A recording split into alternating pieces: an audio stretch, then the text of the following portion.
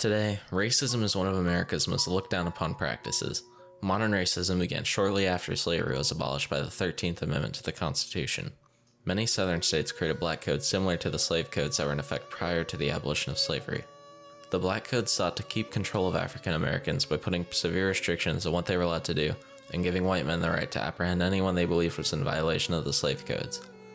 These were called the Jim Crow laws, referencing the fictional character Jim Crow, who was a stereotype of a clumsy, dim-witted black slave played by Thomas Dartmouth Rice in the 1830s. Nearly 100 years passed, with little improvement until the Civil Rights Movement took foot. Civil rights leaders such as Martin Luther King Jr. and Rosa Parks demanded equality. This manifested in the creation of the Civil Rights Act of 1964, outlawing discrimination on the basis of race or color. Racism in America seemed to be over, but it was still alive and strong, albeit with a more subtle approach. The impact of the Jim Crow laws had on society can still have some major implications today.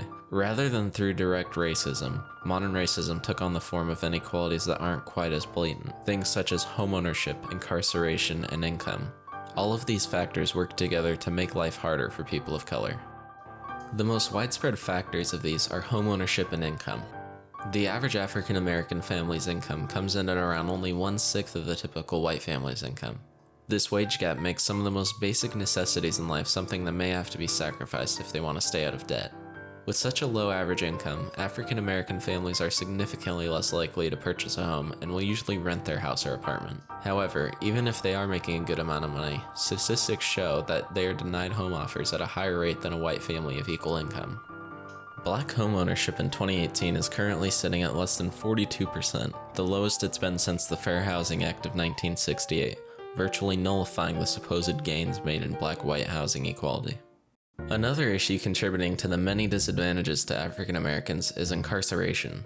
Although it isn't as widespread as income and housing inequalities, incarceration is very biased against African Americans.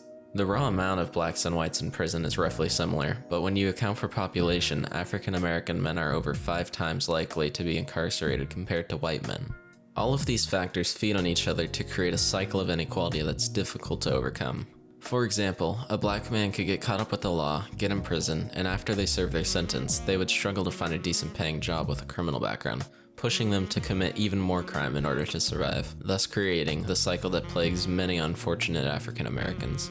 The situation for African Americans today is tragic and not far from the wage slavery and Jim Crow laws that existed throughout the late 1800s. A great deal of effort has been made in the past 100 years to end racial discrimination, and all that work is now crumbling away.